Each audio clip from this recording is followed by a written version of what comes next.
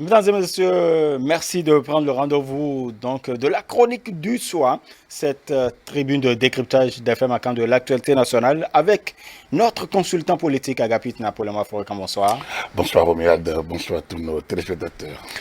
Voilà, un ancien président de la Cour constitutionnelle, précisément, le professeur Théodore Hulot s'est prêté donc aux questions de nos confrères de la radio Deutsche Welle. Le président Théodore Hulot est revenu sur la révision de la Constitution, sur également cette décision rendue le 7 janvier dernier par la Cour constitutionnelle Agapit Napoléon Mafourican. Déjà, le professeur Théodore Hulot trouve qu'il y a vice de procédure dans la révision de la Constitution. C'est pathétique de toute façon, c'est vraiment pathétique parce que tout le monde peut parler de ces choses-là, pas lui. Hein? Pas lui, il ne peut pas. Pourquoi pas lui? C'est un ancien Mais quand quand même. vous le suivez, Oui. vous comprenez que justement certains pensent que sans eux, ça ne peut pas marcher. Ils sont les garants, ils sont les seuls, ils sont les titulaires de la pensée, et sans eux, tout c'est bon. On a dit oui, voilà, cette cour, il n'y a pas de constitutionnaliste, il n'y a pas de gens qui étaient à la conférence nationale, comme si la conférence nationale avait une valeur de droit. Voilà un débat. Que même les juristes constitutionnalistes là, ne peuvent pas, me dire que la conférence nationale quel est son référentiel en droit. C'est une assemblée de gens qui se sont retrouvés pour régler un problème conjoncturel. Après, on a validé une charte de transition. Donc la conférence nationale est juste un regroupement, je continue de le dire. Donc ça, c'est déjà sorti de la bouche d'un professeur qui a tant d'années d'expérience, après avoir été dit. Ça montre un peu l'esprit dans lequel nos intellectuels mettent nos États. Et alors, le professeur Hulot dit quoi? Il a parlé de vice de procédure et il mélange, c'est dommage, le contrôle de constitutionnalité avec Le le rôle rôle régulateur. régulateur. Il parle de coups d'État. Non, l'article 114 fixe la Cour constitutionnelle dans 2 ou 3 types de fonctions. Donc, ce qui est demandé, quand on parle de l'inapplicabilité d'un texte, la Cour renvoie au constituant, qu'il soit dérivé ou originel, le constituant est le constituant, le peuple est le peuple souverain. C'est clair, c'est net. Autrement, que le professeur nous explique l'article 3 de la Constitution qui dit que le peuple exerce sa souveraineté à travers ses représentants élus. Et il a rappelé d'ailleurs. Alors donc, s'il le rappelle, qu'ils me disent alors dans quel document de droit il y a un parlement monocolore. Ça n'existe pas. Quelle est sa valeur? C'est quoi la valeur juridique d'un parlement monocolore? C'est une affirmation. C'est pas un principe de droit, c'est pas connu. Nulle part. Donc, est-ce qu'on est en droit ou on est en politique? Le professeur mélange sa lecture politique, sa propre vision des choses, avec le droit constitutionnel. Et là, il y a une dérive. Il y a une dérive. Je conçois, et je le dis depuis, qu'il y a 2 écoles. Il y a 2 manières de voir. Il y a ceux qui sont garants de l'interprétation stricte de la loi et les partisans du gouvernement des juges. C'est-à-dire ceux qui parlent de l'interprétation création, on peut dire que au-delà du contrôle de constitutionnalité, Il peut se donner quelques il se libertés. donne pas quelques libertés, il se donne le rôle de garant.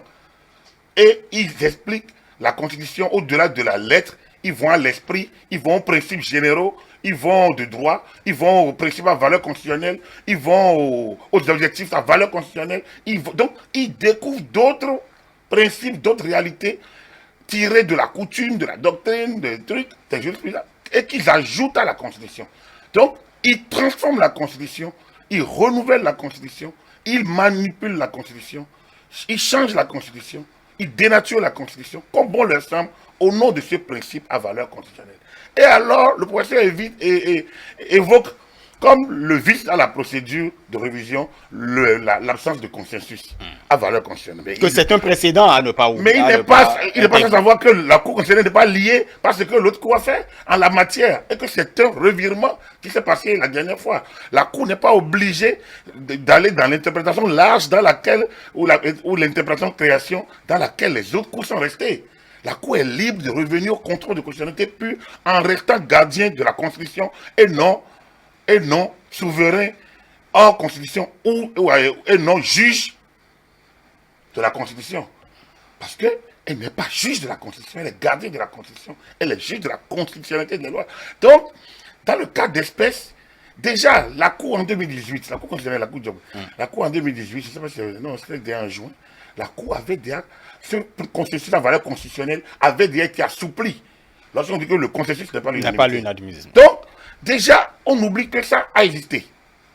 Je ne sais pas si c'est cette Cour ou c'est la Cour elle-même au lot. La Cour au lot. Voilà. Donc, c'est bien avant la alors, Cour. Alors, si c'est la Cour, alors donc, lui-même doit savoir que son consensus en valeur constitutionnelle de 2006 a évolué. Et comme c'est une création de la Cour constitutionnelle, elle peut l'arranger quand elle veut. Donc, il y a deux écoles qui s'affrontent. Pour pas que le professeur vienne parler comme si c'était la seule théorie. La Cour a deux fonctions. Dans le cas d'espèce, elle est dans le contrôle de constitutionnalité. Et dans le contrôle de constitutionnalité, la notion de bloc de constitutionnalité qui est une ouverture de tout pour aller dans tous les sens, qui est beaucoup plus des sciences africaines, n'est pas partagée par tous les théoriciens du droit public. Et non, donc pas par les constitutionnalistes. Et donc, je dis, il faudrait que des sachants reviennent mettre de l'ordre dans ces désordres dans lesquels nous assistons, parce que chacun vient dire un peu ce qu'il pense parce qu'il est professeur de ci ou professeur de ça. Nous avons besoin de gens qui éclairent le peuple. Ces notions classiques ou les notions théoriques, doctrines, on n'a pas besoin de ça pour aller à l'élection. On n'a pas besoin. Nous avons une constitution, on a une cour constitutionnelle dont eux-mêmes ont écrit que cette décision ne sont susceptibles d'aucun recours, qu'elle s'impose à tous. C'est écrit par eux, membre de la commission constitutionnelle, professeur Théodore. Il est doucement. Et il a dit que, comme cette cour-là, ils n'ont plus de gens de la conférence nationale, ils n'ont pas de gens du droit public, donc ils sont nuls. Non, quand même, c'est une injure. Non seulement, c'est vrai que c'est une injure aux membres de la cour, mais c'est également une injure à tous ceux qui travaillent avec la cour constitutionnelle. Le secrétaire général de la cour est un spécialiste du droit public. Le professeur Gilles Badet. Alors donc, c'est comme si la Cour s'enferme entre privatistes et sort des choses. Non, mais il faut que le professeur comprenne que le droit évolue. Et que la doctrine aussi évolue. Et que la lecture d'interprétation large ou d'interprétation de création peut s'opposer à une interprétation stricte, qui ne dissocie pas le souverain de ses représentants. Et que le peuple souverain, qui donne son mandat à ses représentants élus, quand le Parlement agit de telle sorte, est le peuple. Et ça, il nous l'avait appris. En fait, ce qui le gêne, par ailleurs, c'est, et il l'a dit, et quand on l'évoque comme ça, est-ce que c'est toujours le droit? Il parle du Parlement monocolore, c'est justement ça qui fait que il a un peu quelques réserves par rapport au constituant, au pouvoir constituant. Lorsqu'en 2001, le président Soglo, sous prétexte que les listes, il y a eu bourrage d'une ou ne sais pas quoi, refuse d'aller au second tour. Pourquoi la Cour constitutionnelle n'a pas annulé les élections et lancé de nouvelles candidatures au nom de la pluralité? Maître Moudi a refusé et c'est le ministre d'État de Kérékou qui était contre son candidat contre lui. Pourquoi on n'a pas dit que c'est un jeu monocolore? On a même appelé ça à l'époque match amical. On dit que c'est la première fois qu'il n'y a pas élection pluraliste. Mais ça, c'est quand les gens refusent d'aller. Le professeur Olo, qui était membre de la Cour constitutionnelle de 2010-2011, il était membre de la 6e législature de la Cour constitutionnelle, et il fait partie de ceux qui ont empêché le Parlement de rapporter la loi sur la LEPI. Il fait partie de cette Cour constitutionnelle qui a imposé la LEPI au peuple. Et alors que la LEPI n'existait pas encore. Il fait partie de la Cour constitutionnelle qui a imposé, au nom donc de la régulation, que les députés, que le Parlement désigne un secrétaire parlementaire d'autorité pour régler la question lorsque les secrétaires parlementaires faisaient. Ça, c'est la régulation. Mais le mélange entre les... Est-ce que imposer la liste électorale fait partie du travail des fonctions. Bon, donc, c'est une lecture. Et le rapport de cette cour-là montre que à un moment donné, quand il y a blocage, on doit débloquer. Lorsque les gens en 2019 ont refusé d'aller aux élections, qu'est-ce qu'il fallait faire? Toutes les institutions ont demandé d'y aller. Donc, quand le professeur parle aujourd'hui du Parlement monocolore, ça pose un gros problème. Est-ce qu'il fallait attendre qu'on termine sans avoir un Parlement en place, et aujourd'hui il parle du délai, ou il fallait aller aux élections? Toutes les institutions ont demandé qu'on aille aux élections.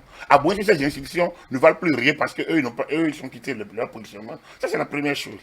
Ensuite, quand il parle de rôle régulateur, est-ce que le rôle régulateur de la Cour s'immixe dans le contrôle de constitutionnalité? À mon avis, non. Et il y a plusieurs écoles, comme je l'ai dit, toujours, il y en a qui ne sont pas d'accord avec le gouvernement des juges. Il y a des agrégés béninois qui sont contre. Mais le professeur Ivo même était contre au départ. Il n'était pas d'accord. Après, il a évolué. C'est son droit. Mais c'est également le droit de ceux qui sont là aujourd'hui de faire une interprétation stricte en la matière. Et donc de ne pas aller dans le sens dans lequel eux ils vont. Alors donc, ne pas le leur concéder, c'est une sorte de déni de droit. C'est une sorte de manipulation de l'opinion. C'est pas normal qu'ils puissent raisonner comme si leur mode de raisonnement est le seul possible en la matière. Il y a suffisamment de littérature, de littérature sur la question.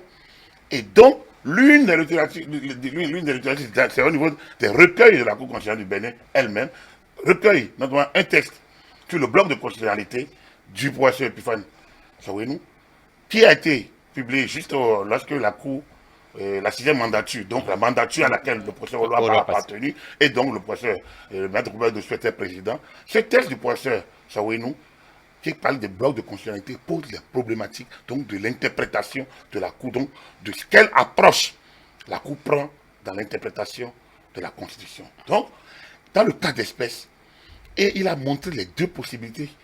Et l'approche, c'est vrai, notre Cour a depuis un temps, depuis pratiquement le début, a fait une approche d'interprétation de l'âge. Ça lui permet donc d'aller dans tous les sens, de créer, d'enlever, de retirer, de corriger, et donc de réviser la Constitution en ajoutant des trucs comme consensus à valeur constitutionnelle, option fondamentale de la Constitution nationale, et le 39 plus 1, dont le professeur Teodoro est quand même sa mandature. Je ne sais pas, beaucoup de constitutionnalistes ont attaqué ça. Comment la Constitution a dit que vous avez l'âge au moment du dépôt du dossier, et au nom donc du gouvernement des juges, on dit non. Lorsque une année est entamée, c'est consommé. Comment se fait-il que, alors qu'on met les institutions aux mêmes normes, le professeur Hollande lui-même était rapporteur de la décision à terre que j'évoquais la dernière fois, pour qu'il permette à la Cour constitutionnelle de t'attaquer un arrêt de la Cour suprême, juridiction érigée au même niveau par ailleurs. Alors que l'avocat de la Cour de la partie pénante, voilà, était le président de la Cour constitutionnelle de l'époque. Ça pose beaucoup de problèmes. Donc aujourd'hui, qu'on ne vienne pas nous dire ces choses-là. Je pense qu'il faudrait que les intellectuels essayent de savoir raison garder, essayent de tenir leur place et n'allument pas là où il est inutile d'allumer. Je pense que ce procès qu'ils font à la Cour constitutionnelle actuelle est un faux procès et j'espère bien qu'il s'élèvera suffisamment d'opinion pour expliquer que la Cour constitutionnelle est revenue aux normes de contrôle de constitutionnalité. Le peuple est le peuple, ce n'est pas la Cour constitutionnelle de 7 personnes qui vont s'ériger en gouvernement pour en imposer à la Constitution et en rajouter aux textes, aux lois constitutionnelles. Il est revenu, Agapit Napoléon Maforet, quand même sur l'effet rétroactif de cette... en fait, il a parlé de la prorogation du mandat présidentiel qui faisait partie des recours devant la Cour constitutionnelle. Il trouve d'ailleurs que, puisque le président Patrice Talon a prêté serment sur la Constitution, et justement, il est garant donc du respect de la Constitution. Et donc, mais c'est dit où il dit quoi que c'est le président prochain qui va... Mais c'est écrit où? Mais les mesures transitoires dans une loi constitutionnelle sont des mesures transitoires de la loi constitutionnelle. Je vais vous dire, en 93, si je me trompe, ou en 93, en 94, le président Soglo a nommé, Yves Donatien aussi pour remplacer le président Ondéton à la Cour suprême.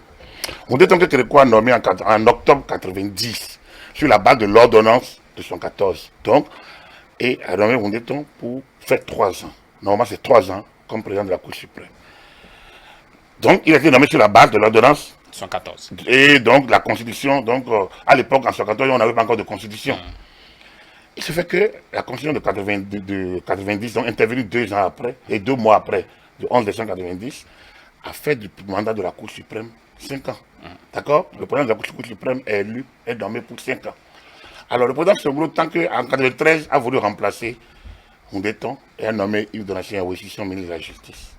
La veille de la passation de service, la Cour constitutionnelle a estimé que la Constitution du 11 décembre ayant créé une situation nouvelle et, et plutôt favorable ou avantageuse, je ne sais pas comment il a, je cherchais la décision, je ne l'ai pas retrouvée, a donc a mis le mandat de président de la Cour suprême à 5 ans. Et donc, le mandat de M. Oundeton ne finit pas en 2013, en 93, mais en 95. Et ça, le président Soglo a demandé formellement que le président Soglo surseille à l'installation du nouveau président de la Cour constitutionnelle. De la Cour suprême. C'est en 93 ou en 94. Ce que Soglo a fait, contre son gré, mais il a été obligé de le faire. Alors, est-ce que le fait que c'est vrai, c'est pas une élection, c'est quand même une élection, c'est quand même une nomination, mais qui sur la base de la constitution d'une loi donnée, et il y a une nouvelle constitution qui est apparue et qui a permis donc qu'on dit situation avantageuse. Ici, c'est peut-être pas la même chose, mais je rappelle que justement que les affaires du délai là, ça peut être réajusté selon le juge constitutionnel. Et dans le cas d'espèce, ce n'est pas un réajustement, enfin, ce n'est pas une prorogation de mandat, je continue de le dire clairement, ce n'est pas 45 jours qui prolonge le mandat. Le mandat du chef d'État n'est pas de 5 ans, 45 jours, c'est tous les 5 ans. Et on n'a pas dit que le mandat du chef d'État est prolongé, on a dit que le successeur prend service. Et donc, du coup, le juge ou l'interprète constitutionnel va dire quoi? L'autre finit le 5, l'autre prend service. Ça veut dire que celui qui est là, est là jusqu'au moment où le successeur prend service. Les 45 jours ne sont pas des délais de rallonge pour celui qui est là. C'est des délais qui permettent à l'autre de prendre. C'est vrai, à l'interprétation, on peut croire que c'est la même chose, mais ce n'est pas la même chose. Normalement, celui qui est là, à partir du 5 avril ou à minuit, ne prend plus de grandes décisions jusqu'à l'expiration des 5. Il gère les affaires courantes. Il tient son conseil des ministres, peut-être. L'État doit continuer de vivre. Il n'opérera pas un remaniement ministériel, normalement, en cette période-là. Puisque de légitimité, il n'en avait point, il n'en aura pas réellement.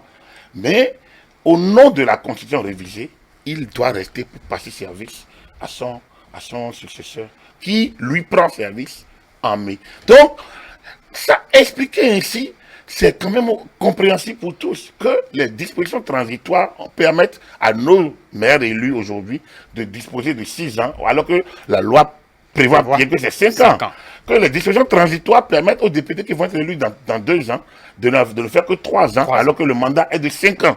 Donc, si on n'explique pas comme ça, on va croire qu'on a donné 45 jours à un homme qui lui-même voulait qu'on révise qu'il y ait un seul mandat.